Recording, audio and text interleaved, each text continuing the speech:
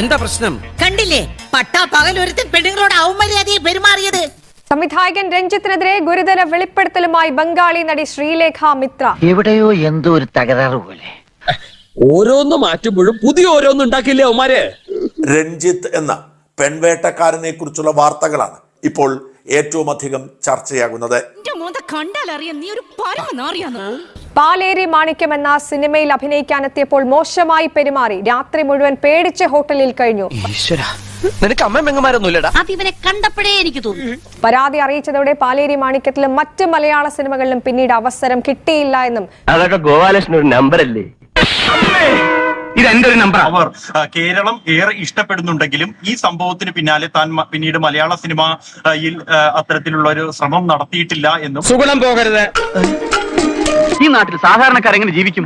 അതിന് സാധാരണക്കാരൊക്കെ ജീവിക്കണമെന്ന് ആര് പറഞ്ഞു? പലേരി മാണിക്യം എന്ന മമ്മൂട്ടി സിനിമ അഭിനയിക്കുന്നതിന് വേണ്ടി ഇവിടെ എത്തിയെന്നും ഈ നാട്ടുകാരെ കൊണ്ട് ഞാൻ തോട്ടല്ലോ, ഇവരെങ്ങനെ മണത്തറിഞ്ഞു?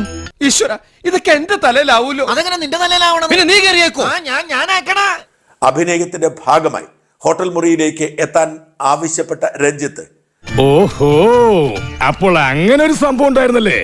ആദ്യം മോതിരത്തിലും പിന്നെ കൈകളിലും പിന്നീട് തോളിലും കവിളിലുമൊക്കെ പിടിച്ച് ലൈംഗിക താല്പര്യത്തോടെ പെരുമാറിയെന്നും ശ്രീലേഖ ആരോപിക്കുന്നു.